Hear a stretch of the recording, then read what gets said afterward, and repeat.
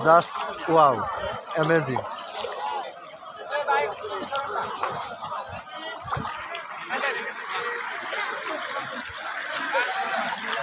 পৃথিবীটা যে এত সুন্দর আগে না ঘুরলে হয়তো বুঝতে পারতাম না।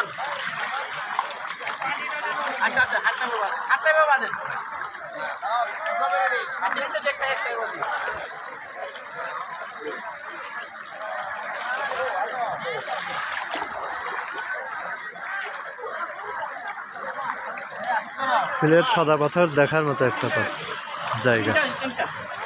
দুই পাশে বিশাল উঁচু পাহাড়, মানে হয়তো ক্যামেরায় হয়তো বোঝা যায় না, কিন্তু এত উঁচু পাহাড় যে অকল্পনীয়।